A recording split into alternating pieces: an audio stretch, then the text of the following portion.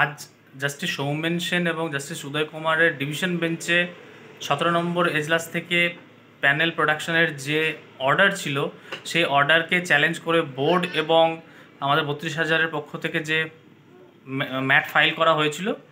সেই অ্যাপিলের আজকে শুনানি হয়েছে এবং ডিভিশন বেঞ্চের পর্যবেক্ষণ অনুযায়ী তারা যে অর্ডার পাস করেছেন সেটা সিঙ্গেল বেঞ্চের যে অর্ডার ছিল সেই অর্ডারকে সম্পূর্ণ সেট অ্যাসাইড করে দেওয়া হয়েছে, অর্থাৎ সেই অর্ডারের আর কোনো গুরুত্ব বা ভিত্তি নেই। দ্বিতীয়ত, ডিভিশন বেঞ্চকে এটা সিঙ্গেল বেঞ্চকে এটা দেখতে বলা হয়েছে যে সিঙ্গেল বেঞ্চ ফার্দার যদি কোনো অ্যাডভার্স অর্ডার যেটা 32,000 ক্যান্ডিডেটসদের রাইটসকে ভায়োলেট করে সেই রকম কোনো যদি অর্ডার পাস করতে হয় তাহলে সবার আগে তাদের ইমপ্লিট করতে হবে, তাদেরকে পার্টি করতে হবে, তাদেরকে নোটিশ করতে হবে, দেন এই তাদের কথা শুনে তারপরে ফার্দার কোনো অর্ডার পাস করতে পারবে, তার আগে কোনো অর্ডার পাস করতে পারবে না। এটা আবার উনি রিআইটারেট করেছেন, কারণ এই সেম অর্ডার কিছুদিন আগেই কোর্ট নাম্বার 24 জাস্টিস অমৃতা সিনহার প্যানেল প্রকাশের অর্ডারের এগেনস্টেও এই সেম অর্ডারই হয়েছিল এবং এটা বলা হয়েছে যে সবার আগে সিঙ্গেল বেঞ্চকে এটা দেখতে হবে যে এই যে রিট পিটিশনাররা তাদের কোনো লিগ্যাল রাইট আছে কি না, দ্বিতীয়ত এই রিট পিটিশনটা আদৌ মেনটেনেবল কি না, এই দুটো বিষয় সবার আগে দেখে তারপরে ফার্দার এই রিট পিটিশনের প্রসিডিংস করতে হবে, সেই নিয়ে আজকের অর্ডার পাস হয়েছে। আর একটা অত্যন্ত গুরুত্বপূর্ণ বিষয় সেটা হচ্ছে যে আগের দিনের মতো অর্থাৎ 24 নম্বর কোর্টের এগেনস্টে যখন অ্যাপিল করা হয়েছিল যে অর্ডারের এগেনস্টে, সেই অর্ডারের মতো 32,000 শিক্ষকদের পক্ষ থেকে আমাদের পক্ষ থেকে যে অ্যাপিল ফাইল করা হয়েছিল সেই অ্যাপিলগুলোকে আবার জাজ বলেছেন যে যেহেতু আপনারা এতে অ্যাফেক্টেড নন সেহেতু আপনাদের এখানে এখনই পার্টি হওয়ার কোনো প্রয়োজন নেই বা আপনাদের অ্যাপিল অ্যালাউ করার প্রয়োজন নেই, সেই জন্য আমাদের যে আপিল সেগুলো আগের বারের মতোই এবারও সেই অ্যাপিলগুলোকে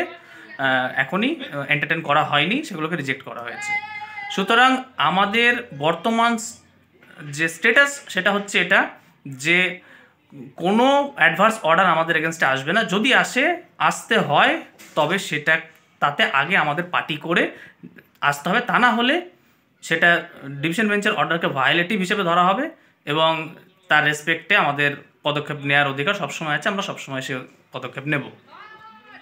আরেকটা মামলা অর্থাৎ রমেশ মালিক অ্যান্ড আদার্স মামলায় যেখানে 24 নম্বর কোর্টের থেকে যে মামলা ডিভিশন বেঞ্চে যায়, যে সেই ডিভিশন বেঞ্চের আগের দিনে যে পর্যবেক্ষণ ছিল যে যারা রিট পিটিশন করেছে অর্থাৎ রমেশ মালিক অ্যান্ড আদার্স তারা আদৌ টেট পাস করেছে কিনা সেটা সিবিআইকে রিপোর্ট আকারে জমা দিতে হবে। সেই মামলা আজকে শুনানি হওয়ার কথা ছিল, আজকে সেটা লিস্টে রয়েছে, এখনও পর্যন্ত সেই মামলা ওঠেনি। সেই মামলা উঠলে আমরা আবার আপনাদেরকে আপডেটটা দিয়ে দেবো সেটাই কি হচ্ছে। আরেকটা মামলা আমাদের এই 17 নম্বরের এগেনস্টে যে মামলা তার ঠিক পরেই মামলা ওঠে, সেটা হচ্ছে অমৃতা সিনহার এজলাস থেকে লাস্ট ডেটে যে ইডি এবং সিবিআইয়ের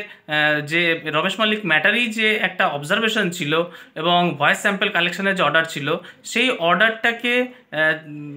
আজকে চ্যালেঞ্জ করা হয়েছিল এবং সেই সেটা চ্যালেঞ্জ করেছিল তাদের যারা পার্টি তারা করেছিল, সেটা যদি আমাদের সঙ্গে অ্যাসোসিয়েটেড নয়। কিন্তু যেহেতু